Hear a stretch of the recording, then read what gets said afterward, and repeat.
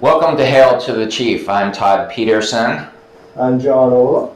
Well, John, presidential pets, that's the topic. Yes. And as I understand it, we haven't had a pet in the White House since 1845, James K. Polk.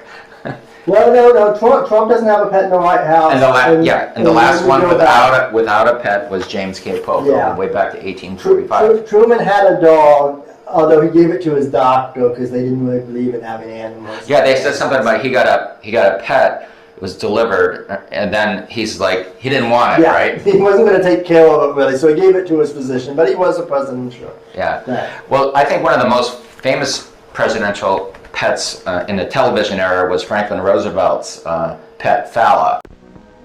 This intimate study of the president and his beloved Fala is one of the rare personal portraits in a busy, crowded life. For no man in our time, nor in any time perhaps, has been called on to make the momentous decisions that have been his. His one goal... Campaigner. These Republican leaders have not been content with attacks on me, or on my wife, or on my sons. No, not content with that. They now include my little dog, Fala.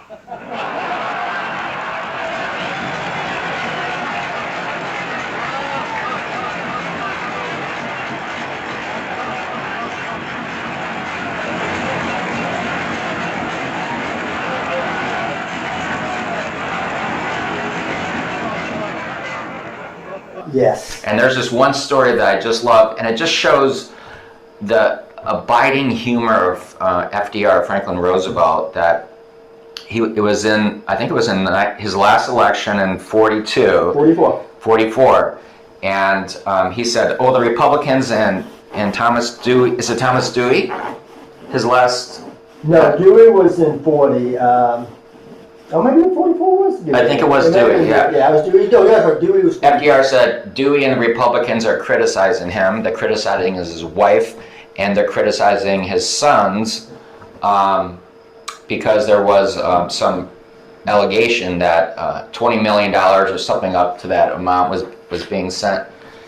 being charged to bring Fala back from the Adriatic, Aleutian Islands. And Roosevelt said, I don't mind being criticized. My sons don't mind being criticized. My wife doesn't mind being criticized.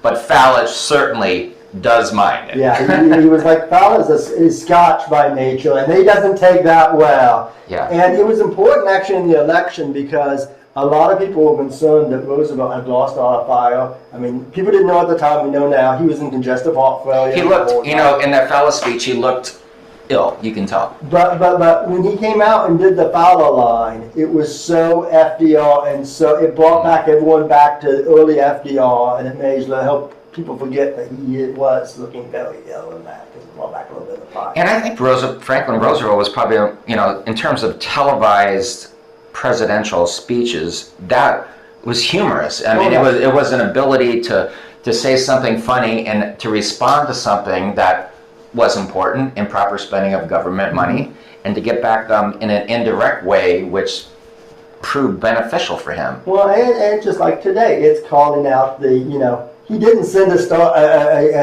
destroyer to go all the way up to the Aleutian Islands to pick up his dog. That's just ludicrous. Yeah. And Fala was with him all the way till he died, and I think Fala died in 1952 and is buried next to Roosevelt and his wife at Hyde Park, where their grave is at their home there. And Fala was a good companion to Eleanor Roosevelt too, in those years after FDR died. What else? Well, one of the things I actually just learned recently I didn't know, Abraham Lincoln had a dog. He had several pets because he had children in the office. But something I didn't realize, the name Fido, that we know his dog, everyone thinks his dog's name, wasn't considered a dog's name until after Lincoln. Fido's name comes directly from Lincoln. And in fact, Fido was actually killed shortly after Lincoln's. He was stabbed by a drunken guy, assassinated as the family called it at the time. Can you imagine Lincoln telling his son Tad, and it was Tad's dog, that the dog cannot come to the White House because the dog was like had a nervous disposition, they say, and he I stayed think- home with a neighbor. I would have hard to believe that Lincoln would say no to anything for his children. Because he let the children run riot. It's probably married. Yeah, it would have been Mary that would have done it, because they could do no wrong. I mean, they set a fort up at the top of the White House. Yeah, and of course Tad had free reign of the White House, and one story was that he had a goat pulling him on a cart going down steps in the White House. And that's a lot like what when Teddy Roosevelt was in the White House. They had a lot of different animals, including goats and that, and they would just be all over the house and that. I think Theodore Roosevelt had the most animals of any president in presidential history. He's probably close. Also, George Washington had a lot. Yeah, he did. A lot. He did. Especially when you start looking at because a lot of them, they include horses and stuff like that. Same with Lucius S. Grant. He had quite a few horses in that. One of the more interesting ones, though, is Andrew Jackson. He had a great parrot. Right. And the interesting thing about that is Andrew Jackson's known to have a rather colorful language. Right. And the parrot picked up that colorful language, and when Jackson died at the funeral, they had to remove the parrot from the funeral because, well, he just kept the colorful language going right into Profanity. the funeral. Another dog's speech that is known to many historians who are interested in this area is the Checker speech by Richard Nixon. Now, Nixon was accused of, it's hard to believe, right, improper campaign finance. And it was probably stuff that really was sticking to him. But the Checker speech was a good way to sidestep it by him coming out and saying, well, I have gotten some things out here. And he used the example of Checkers, the dog, which he'd gotten from, I think, the Russians. I don't know. It may have been just someone that gave money to their campaign. No, that was Kennedy's dog he got from the Russians. We'll talk about that in a minute. Checkers was a gift by some constituent, I believe. But Nixon, when he was given this speech, and it was precarious because he was Dwight D. Eisenhower's running mate for the first election. He's being accused of campaign mismanagement, using funds to reimburse himself that shouldn't have been. And so he gave a speech. And he went through a litany of all of his finances, how little money he made as an attorney, and what his wife, she had a Republican cloth coat while the Democrats were wearing minks. He went through thing after thing, loans from his parents, and then he got to the little dog that he said he will not return, and that was something his daughter Tricia loved. I mean, it's what the pets in the White House were kind of meant to be, it's the humanization of it, because nobody expects you to turn the dog, That's right. over on that. Right. And then I remember just talking about Richard Nixon. Nixon and Dwight D. Eisenhower always had kind of not the closest of relationships. Eisenhower once said to a reporter's question, it was in the second term, when they were running for the second term with Nixon as his vice president. The reporter asked Eisenhower, what are Nixon's accomplishments as vice president?